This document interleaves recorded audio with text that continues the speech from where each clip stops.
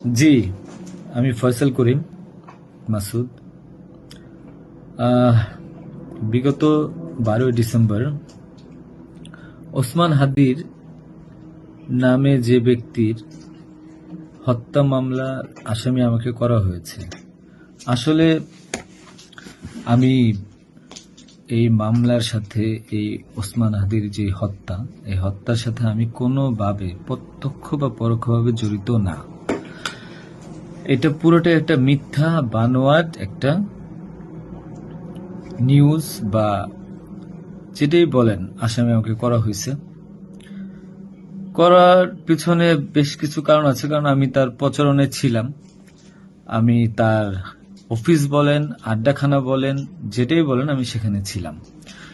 সেখানে থাকার পিছনে মূল কারণটা হলো, আপনারা জানেন যে আমি অ্যাপেল সফট আইটি নামে একটা প্রতিষ্ঠানের মালিক। বিগত 10-12 বছর ধরে এই প্রতিষ্ঠান আমি চালাচ্ছি। এই প্রতিষ্ঠান থেকে আমি প্রায় 20-30 কোটি টাকার কাজ করেছি, উইদাউট তদবির, সুপারিশ ছাড়াই। কারণ আমি ব্যাটল অফ 71-এর প্রতিষ্ঠাতা।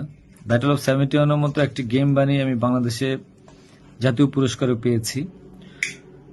আমি সফটওয়্যার ইঞ্জিনিয়ার, আমি এমবিএও করেছি। এখন কথা হচ্ছে সেটা না, কথা হচ্ছে যে আমি সেখানে কেন গেলাম।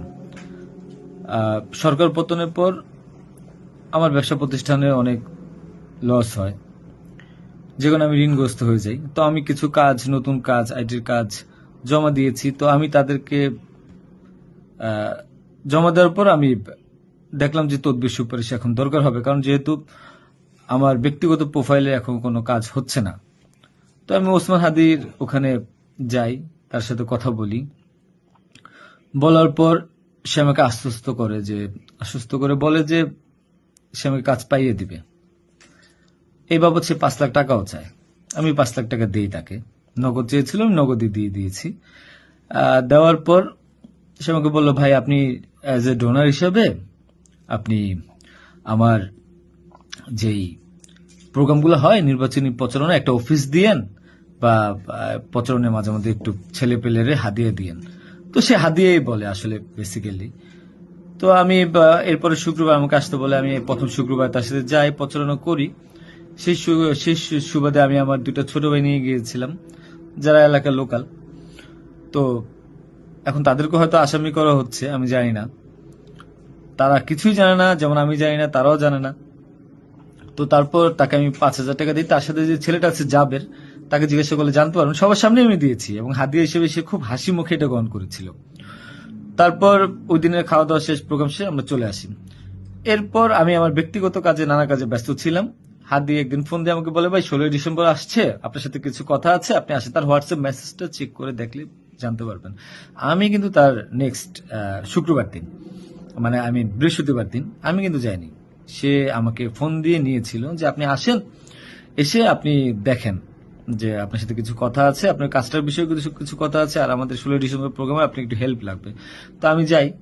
সাথে আমার বেসিক্যালি আমি বাইক চালাইতে পারি না, সেজন্য আমার যে বাইক, সেই বাইকের একজন চালক ছিল, ওটা আমার খুব ক্লোজ ছোট ভাই, আমার খুব স্নেহের, আলমগীর।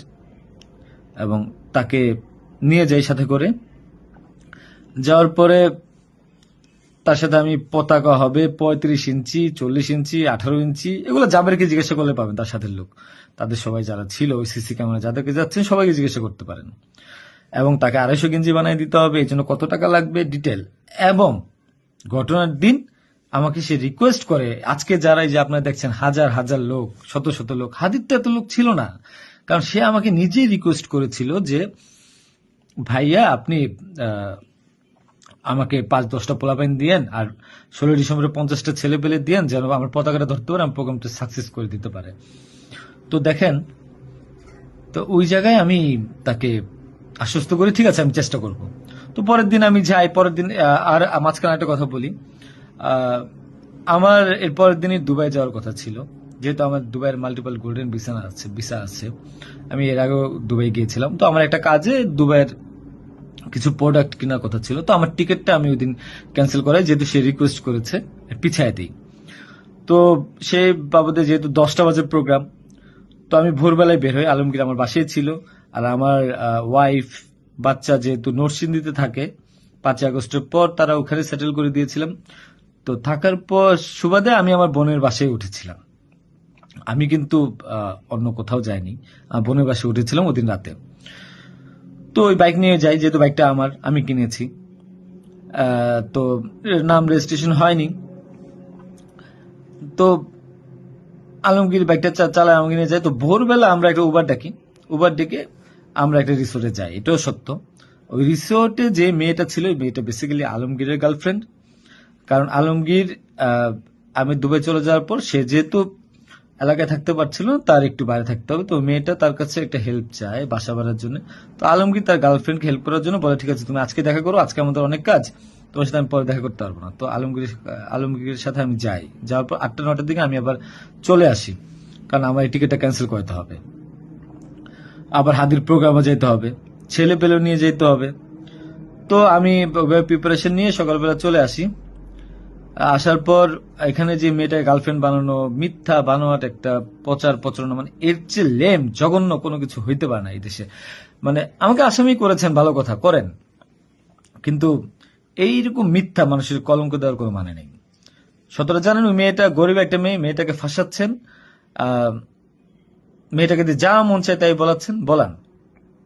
এখন কথা হলো যে আমি প্রোগ্রাম করেছি, হাদিকে যে ওইদিন কথা বলেছি, এবং ওই দিন আমি তাকে আবার 10,000 টাকা দিয়েছি, পোলাপানকে খাওয়া দিয়েন। আমি আমার বাইক নিয়ে যাই, কে বা কারা এই হত্যাকাণ্ড ঘটেছে আমি জানি না। আমি 10 মিনিট আগে তার কাছ থেকে বিদায় নিয়ে চলে আসি।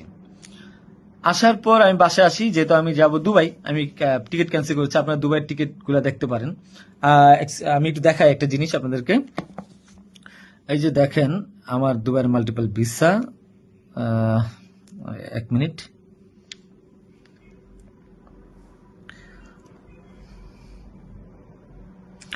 এই যে দেখেন আমার দুবাইয়ের মাল্টিপল ভিসা। হ্যাঁ, ওকে।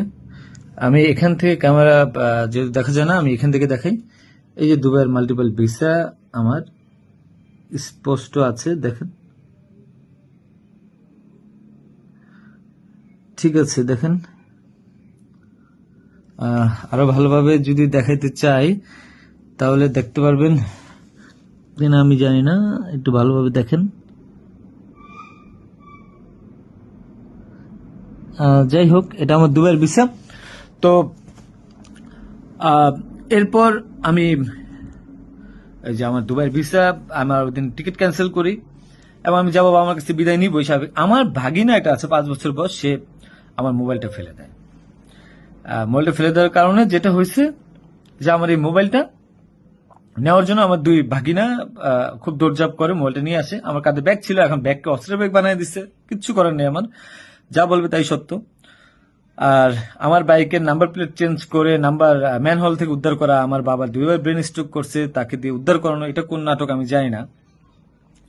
তো তারপর এই তো বাইক উদ্ধার দেখলাম, এগুলা দেখলাম। এরপর আমি বিদায় নিয়ে চলে আসি।